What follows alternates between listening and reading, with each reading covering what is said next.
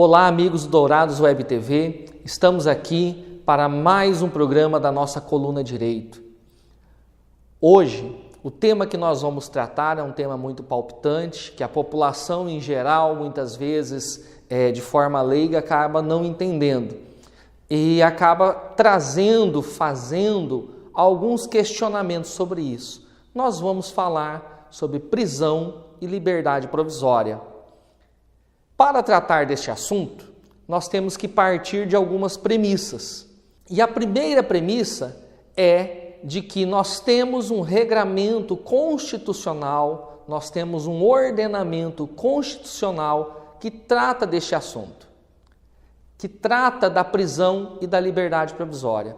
Nós temos que ter em mente que a Constituição é a maior lei, é o maior regramento, é a maior norma que um país, que uma nação, que um Estado pode ter. E o que diz a Constituição Federal do Brasil, da República Federativa do Brasil, de 1988, sobre este tema?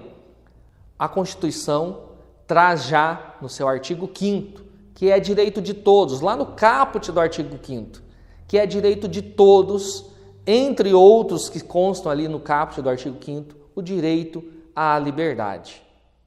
Existem outros incisos do artigo 5º da Constituição que eu quero trazer aqui para vocês, para que nós possamos ter a ideia de qual é a regra geral a respeito deste assunto, prisão e liberdade provisória. Vai lá. Inciso 54. Ninguém será privado da liberdade ou de seus bens sem o devido processo legal. Inciso 61. Ninguém será preso senão em flagrante delito ou por ordem escrita e fundamentada de autoridade judiciária competente, salvo nos casos de transgressão militar ou de crime propriamente militar definidos em lei. Inciso 65. A prisão ilegal será imediatamente relaxada pela autoridade judiciária. E, por fim, inciso 66. Ninguém será levado à prisão ou nela mantido quando a lei admitir a liberdade provisória com ou sem fiança. Todos esses dispositivos do artigo 5º da Constituição que eu acabei de ler e mostrar para vocês, eles trazem a liberdade como a regra.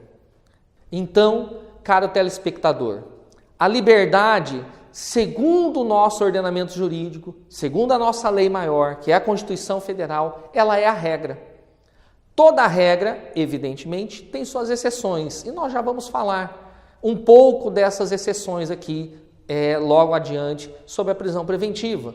Mas eu quero que você saiba o porquê nós temos essa regra, de que a liberdade ela deve estar sempre em primeiro lugar antes da prisão. A prisão vem em segundo, quando houver a exceção, por uma questão muito simples e que também a nossa Constituição traz. É o chamado princípio da presunção de inocência. Vejamos. Inciso 67. Ninguém será considerado culpado até o trânsito em julgado de sentença penal condenatória. Este princípio, que muitos chamam de presunção de inocência, outros também chamam de presunção de não culpabilidade. Significa, ele se traduz em que somente a pessoa que está sendo investigada, que foi denunciada, que foi processada e que durante este processo foi dado a ela todas as oportunidades, foi conferida a ela toda a chance de poder se defender, de poder, primeiro, negar a prática do ato. Segundo, se ela confessou a prática do ato, ela pode tentar justificar o porquê praticou aquele ato criminoso. Somente depois de um processo em que foi dado chance da pessoa se defender e somente depois de uma sentença penal condenatória, sujeita a recurso, ao chamado duplo grau de jurisdição, somente depois deste recurso é que, em regra, a pessoa é presa. Por quê? Porque aí o judiciário veio e bateu o martelo, falou, não, esta pessoa é culpada, esta pessoa é autora do delito e ela não teve nenhuma justificativa legal para a prática desse delito. Quais justificativas legais, por exemplo? A legítima defesa, o estado de necessidade, alguma excludente de culpabilidade. Então, a pessoa ela pode alegar tudo isso no processo em seu favor. O que acontece, infelizmente, é que, às vezes, muitas vezes, as pessoas querem que esse julgamento seja apressado, seja assodado, que a pessoa seja condenada de pronto, mas não é assim a regra em um Estado democrático de direito. Não é assim que funciona em uma nação onde a democracia vige, onde nós temos um poder judiciário que está ali justamente para dizer o direito, para dizer se a pessoa é culpada ou inocente. E só depois o judiciário ter dito que ela de fato é culpada e não ter possibilidade de se recorrer dessa decisão mais, é que essa pessoa pode ser tida, pode ser considerada culpada e, portanto, ela deve ir para a cadeia, ela deve ir para a prisão para cumprir a pena. Antes disso, a pessoa só pode ser presa em situações excepcionais, ou seja, em situações que fogem à regra. E alguns podem estar se questionando, puxa, mas a pessoa está lá, ela matou, ela roubou, ou ela praticou algum outro crime, ela já deveria ir de imediato para a cadeia.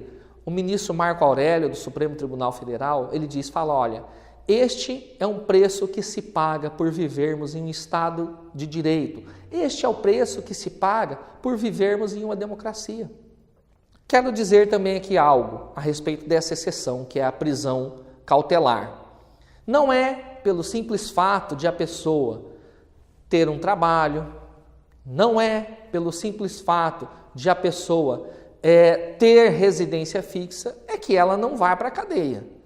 Eu já vou tratar aqui com vocês quais são as hipóteses excepcionais pelas quais as pessoas respondem a um processo preso. Mas volto a dizer, em regra, ela responde a um processo em liberdade.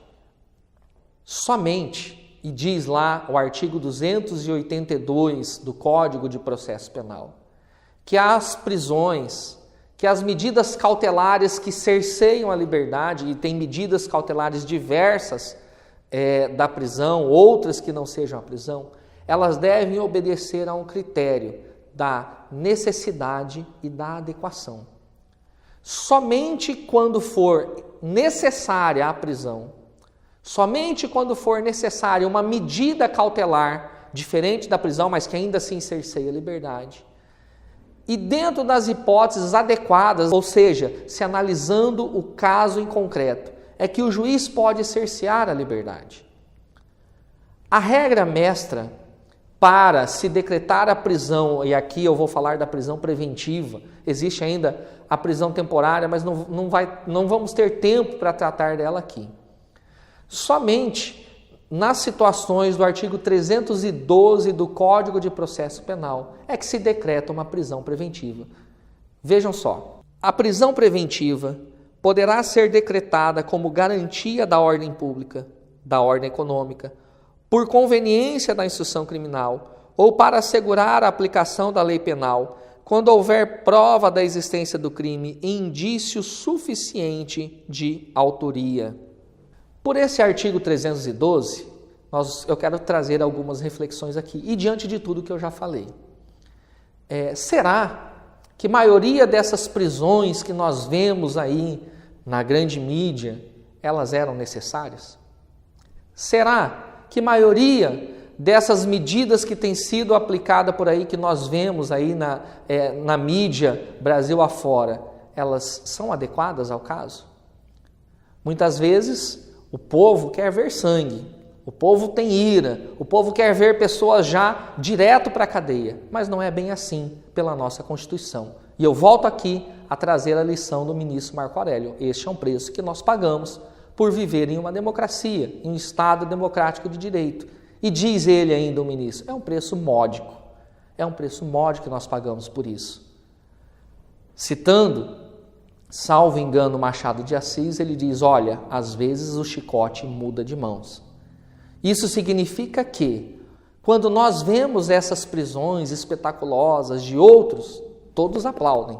Agora, quando isso chega a um ente querido nosso, Quando isso chega a uma pessoa que nós conhecemos e que nós sabemos que às vezes isso não era necessário, nós começamos a refletir e a pensar. Mas vamos lá, refletir sobre o artigo 312 em linhas simples, em palavras simples aqui. Eu quero traduzi-lo, quero interpretá-lo aqui com vocês. Cabe prisão preventiva como garantia da ordem pública, e essa é uma interpretação um pouco às vezes controversa nos tribunais, quando o réu está a praticar novos crimes, quando ele solto, quando o acusado, o investigado solto, ele está fazendo apologia ao crime, ele está exaltando o crime praticado ou o crime que quer praticar novamente. Ou quando o réu dá indícios de que ele está praticando ou está a praticar novos delitos. Isto é a garantia da ordem pública. Garantia da ordem pública não se confunde com clamor social. O povo quer a pessoa presa de qualquer forma. Isso é clamor social, não é garantia da ordem pública. Infelizmente, nós vemos algumas prisões decretadas sob este fundamento, confundindo clamor social com garantia da ordem pública. Cabe prisão preventiva também para a garantia da instrução processual. O que é isso? Garantia da instrução criminal tem relação quando o réu, tem a ver quando o réu está a ameaçar testemunhas, está a destruir provas que serão úteis ao processo. Então, nessas situações, o juiz, pera lá. O processo está se desenrolando normalmente, o réu está solto. E ele está coagindo testemunha, ele está tentando comprar testemunha. O réu está queimando provas, destruindo provas. Então, nessa situação, se faz necessária a prisão do acusado.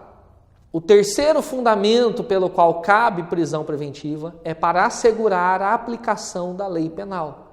O que é isso? É quando o réu ameaça fugir.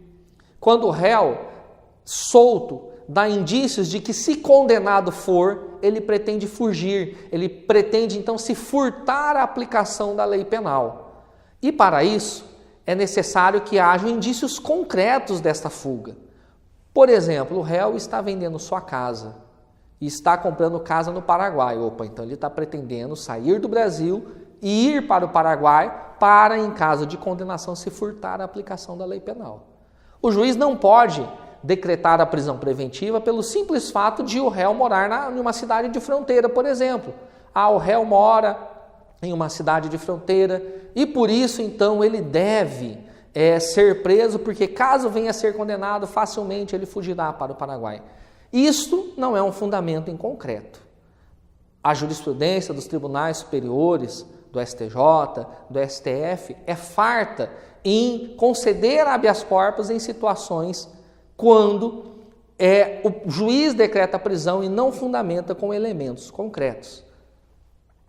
Lembremos sempre, o direito penal, o direito processual penal, é o direito do caso em concreto. Deve-se ter fundamentos fáticos, com embasamentos jurídicos, para se cercear, para se tolher, para se subtrair esse direito inalienável que é o direito à liberdade que todos temos. E que, como eu disse, só pode ser tolhido em situações excepcionais. E eu quero encerrar aqui, dileto amigo, dileto telespectador, com uma frase para a nossa reflexão de Benjamin Franklin. Aqueles que abrem mão da liberdade essencial por um pouco de segurança temporária não merecem nem liberdade, nem segurança. Então, encerramos aqui, é claro, tratando esse tema de forma en passant, de forma superficial, a nossa coluna Direito de hoje. Um abraço e até o nosso próximo encontro.